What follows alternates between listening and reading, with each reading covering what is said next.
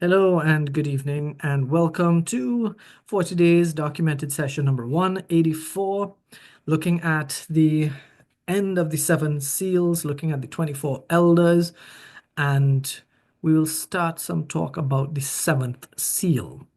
All right, there's a little addition that I want to start with regarding this multitude, but let's bring up the verse first. We are studying Revelation for the seven seals and for the multitude in the interlude between seal 6 and seal 7. This multitude, a little addition here for this multitude, I will share with you all, is what we're going to look at right now. The word used here for uh, coming, this word is in verse 14.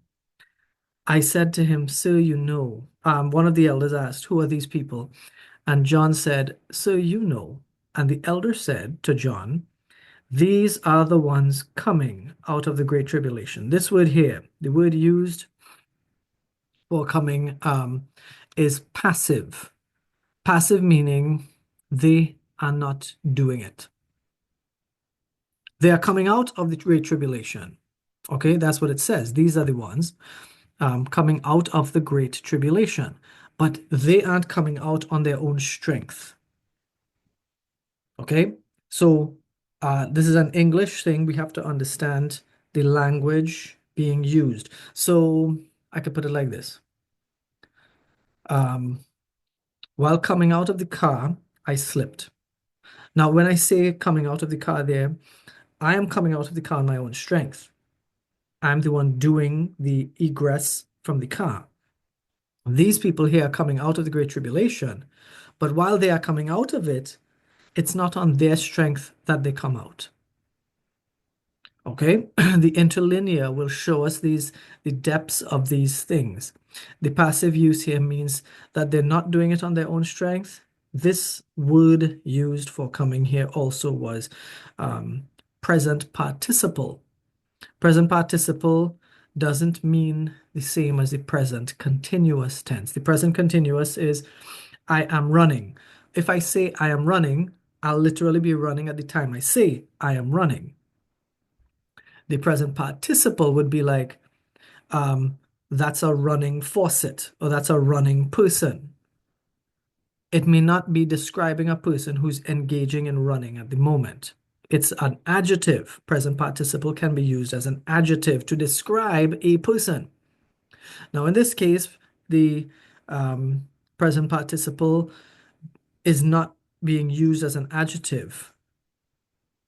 All right, it is describing the multitude as coming out because the elder is the one who would have seen them coming out of the Great Tribulation. Maybe Dr. John is right that this means that the tribulation is killing them and they're coming in as that is happening. I don't know. I can't say for sure. Dr. John believes these people as being seen by John in his vision, John the Apostle in his vision, um, that while they're there, their number is being added to as people are killed on earth. All right, something to consider there. I want to look at the 24 elders for a moment. We're taking a little pause. One of the elders here, we met these 24 elders. I'll show you where. We met the 24 elders because we saw the throne in heaven. Well, not we. John saw the throne in heaven and described it to us. All right. And he was in the spirit. He saw, behold, a throne stood in heaven. So he's seeing a throne. The one who sat there was God. And around the throne was lightning and thunder, seven torches of fire, seven spirits of God, sea of glass, like crystal, it's clear. All right. Around the throne were four living creatures. We know them well. One like a lion, one like an ox, one with the face of a man, and the fourth like an eagle in flight. We've spent some time discussing them. They have six wings, they have eyes all around them, and they say this lovely phrase that I encourage you all to say when you are so confused you can't remember or say anything else in prayer time, in chaos, in distress. Holy, holy, holy is the Lord God Almighty who was and is to come. I highly recommend you focusing. If you can't focus on anything else, drop that because it's a simple line to remember. Now, the 24 elders, they were mentioned as well. Where were they?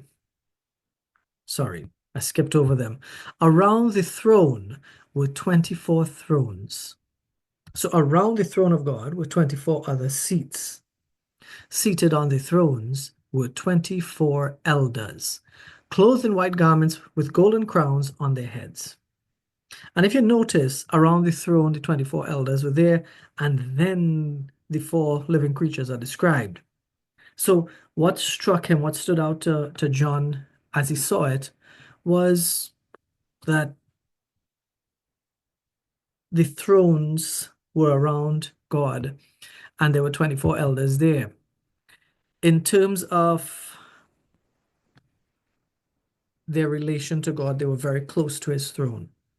I always find the 24 elders a little confusing um, because different people say different things about them. Dr. John says the 24 elders represent all Gentiles in heaven. That these are the Gentiles who were saved before the rapture. Other people say other things. Ellicott said they represent a unified church of Gentiles and Israelites. 12 elders, because it's 24, 12 elders represent Israel and 12 represent Gentiles. Benson mentioned a guy named Bishop Newton who said that they represent the Jewish church, as in the Jews alone. The one thing I've not seen them disagree on, right? While people have different opinions, what these 24 men represent, and they are men, I'll explain to you that in a bit. The one thing everybody agrees, they are human, not angels. Now, I was like, why would anybody think they're angels? But people have all kinds of crazy ideas. We know that these are not angels. Now, it makes sense that they're not angels because when we hear about angels, if we ever did a study on angels, you would notice that angels we have seraphim, cherubim, we have an archangel mentioned, Gabriel, no, not Gabriel, sorry, I was saying Michelangelo, Michael the archangel. I don't know of any other archangels mentioned in the Bible. There may be others, but who knows? All right. But there are seraphim, cherubim, archangel, but we never hear about an elder angel.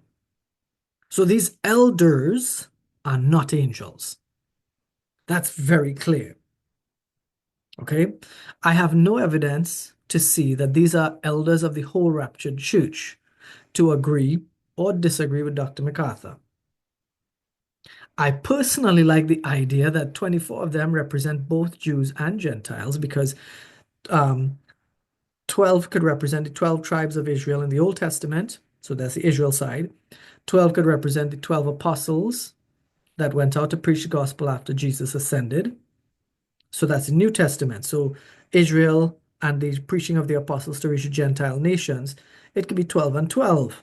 But that's just me being nostalgic, I guess. That's my preference. And I will not say that, well, these 24 are 12 for the Jews, 12 for the Gentiles. So it's the unified church. I can't say that, even though I would like to, I can't. That's not the case. I have no proof to back me up.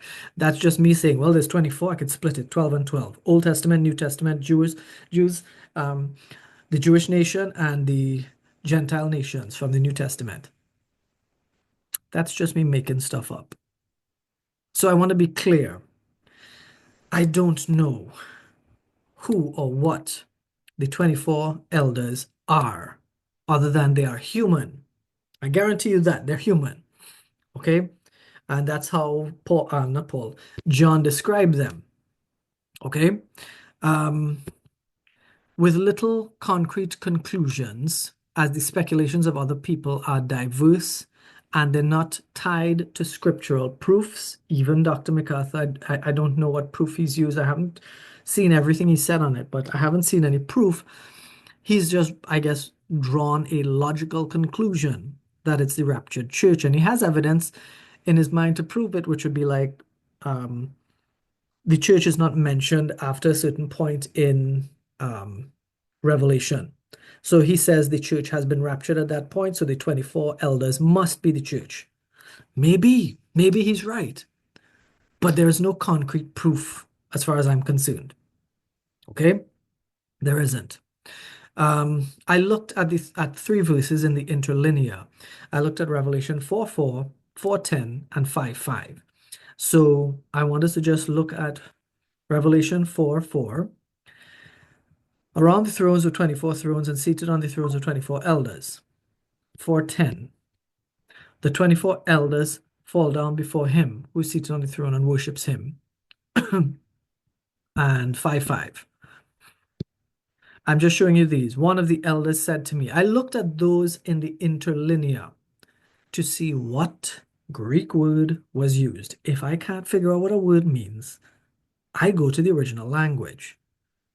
We can figure it out for a couple of ways. Number one, look at it in context. Number two, look at other scriptures and how they use the word.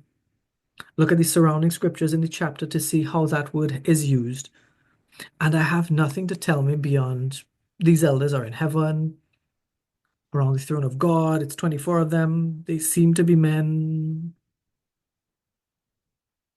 So I went to original language.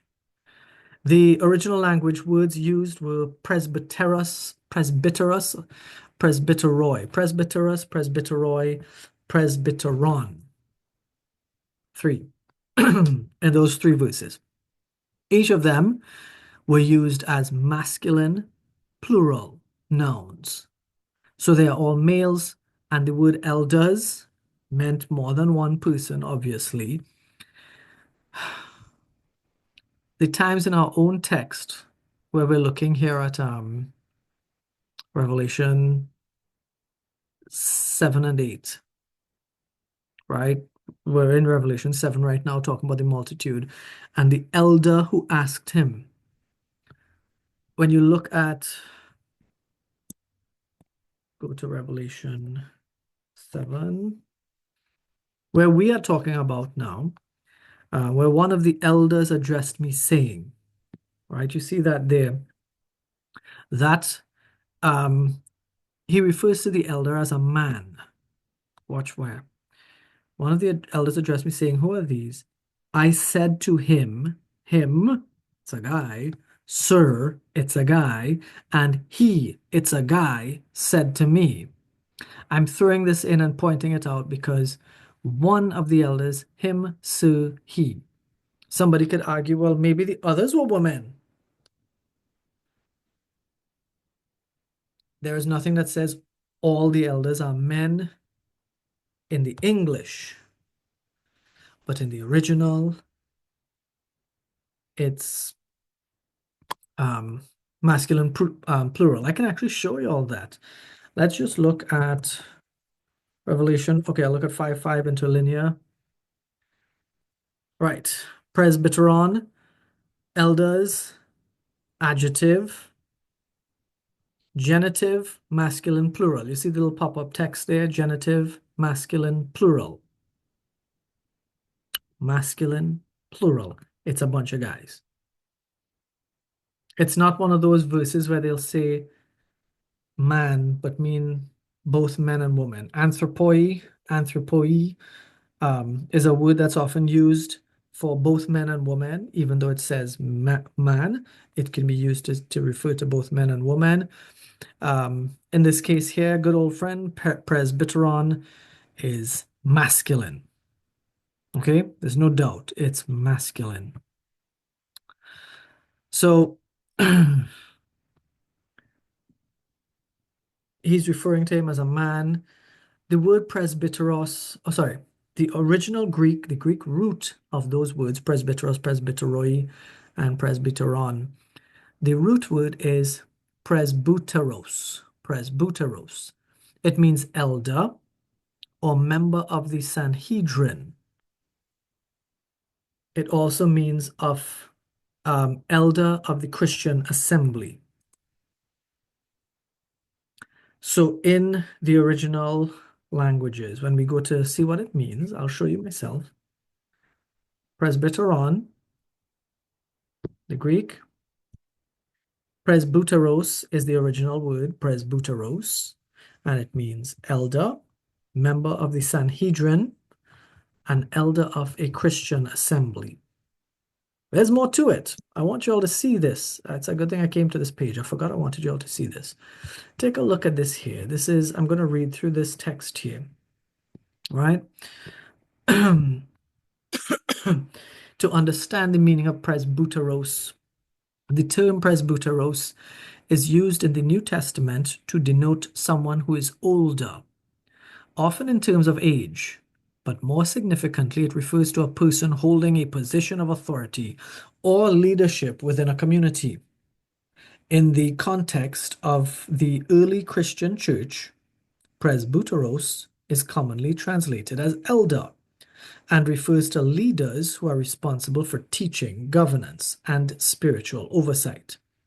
The term is also used in a more general sense to refer to older individuals deserving of respect. I summarize it. Don't worry, I'll summarize it. That cultural and historical background is important when searching the meanings of things. In Jewish culture, elders were respected leaders within the community, often serving as judges or advisors. This concept carried over into the early Christian church, where elders were appointed to oversee congregations. The role of an elder was both spiritual and administrative, requiring wisdom, maturity, and a strong faith. The early church adopted this structure to ensure sound teaching and pastoral care, reflecting the Jewish synagogue model. Based on what we just read there, we determined the term elder, meant, in a general sense, it's an older person deserving of respect, one. It's a community leader or an authority figure, where some of them served as judges or advisors, formal positions. It's a leader in Christian churches who's responsible for teaching and oversight. The early church had adopted the Jewish structure, and I agree with that move. Now, let's be clear. We don't have to adopt all Jewish ways and systems because some numbnut will come along and argue that, we should. The Jewish system was a good system for leadership, responsibility, accountability, and authority. So it was adopted on logical grounds of continuity, continuing from God's people being the Jewish people, the nation of Israel, and we are now adopted into the body. Jesus died for all. We can use their structure of leadership. We didn't have to. Okay, I'm not saying we have to, but we should.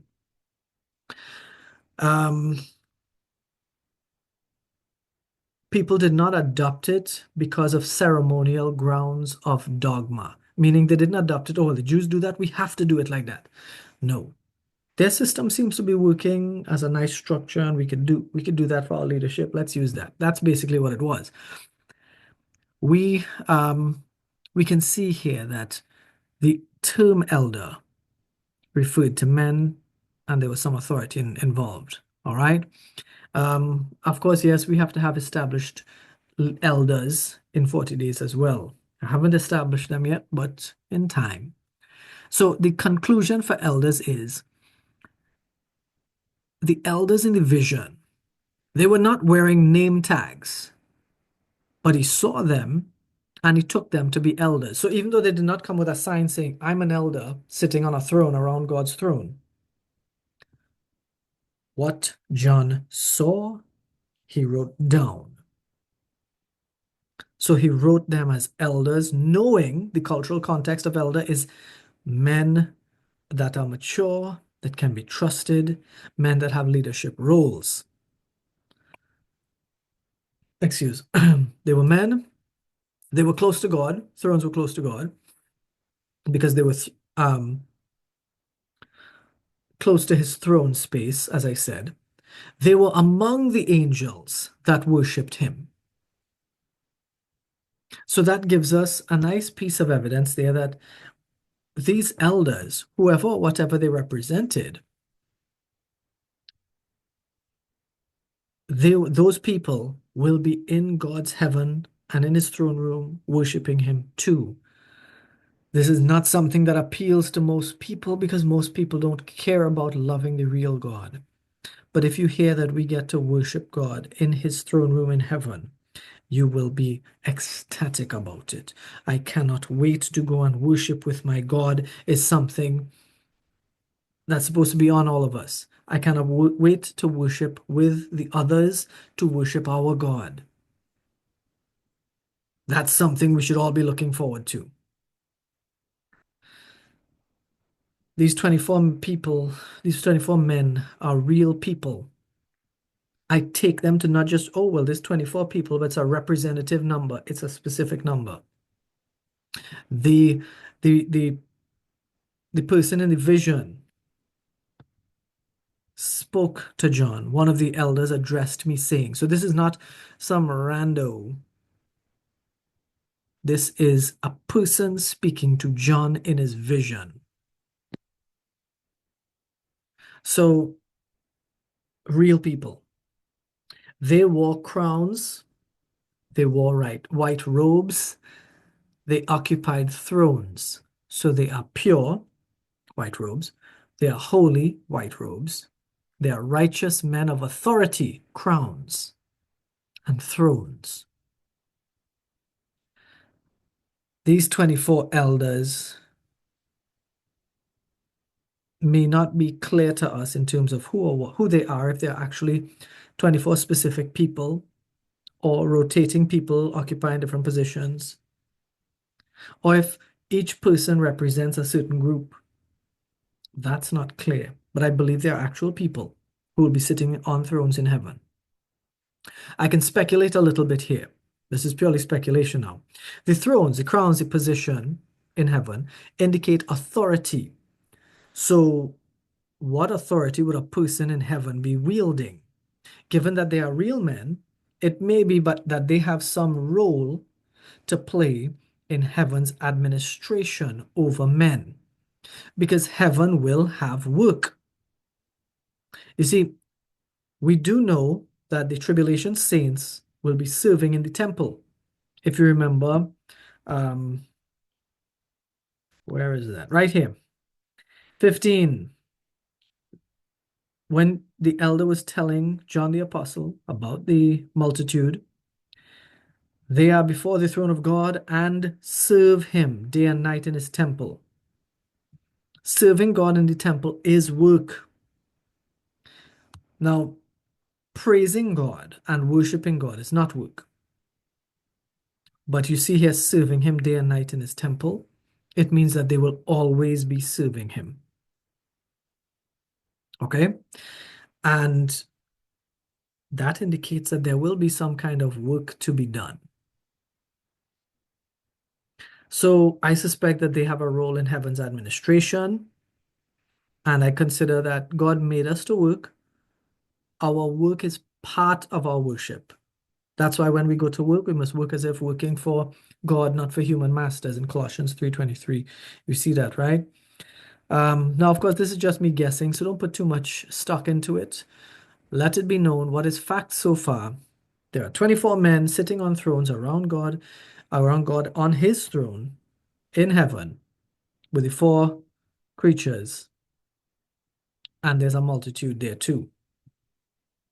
Okay, that will be there. That multitude will be there. I want to touch on chapter 8 for a sec. I'm not going too far into this. When the Lamb opened the seventh seal, there was silence in heaven for about half an hour. Then I saw the seven angels who stand before God, and seven trumpets were given to them. Remember, we look back, the seven angels were around the throne. And another angel came and stood at the altar with a golden censer. This is another angel.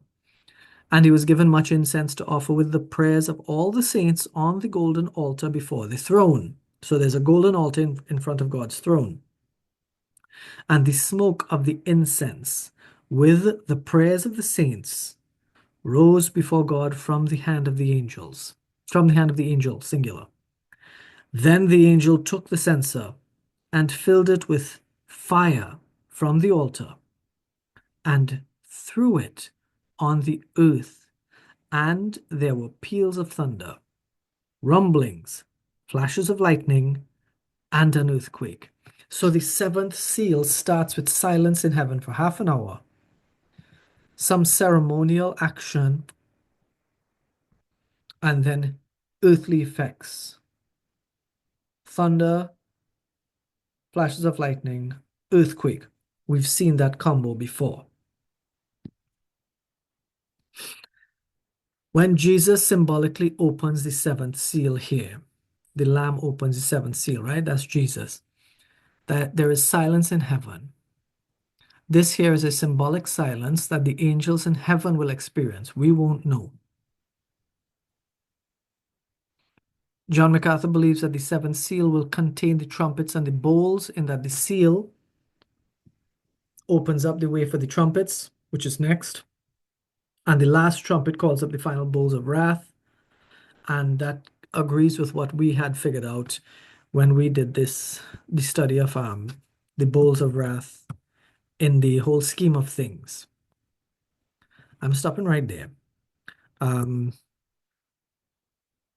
I want to say in the news on the 21st, a Saudi doctor with anti-Islamic ideals drove his black BMW into a crowd of people in an East German Christmas market. The video says that Al-Qaeda are returning, and that there is a brewing conflict between the West and Islamic radicals. The video you'll get on the doc that I'll produce for this night. So to those of you who are watching this on YouTube or Facebook, I want to say thank you very much for being here and sharing your time with us at 40 Days. This was documented lesson number 184. On December 27th, we presented it. We looked at the 24 elders. We started looking at the seventh seal. And we'll continue this, God willing, next week. I'll be back home, and we'll see how far we get with that over the week as I try to prepare for it. So thank you for watching this. God bless you.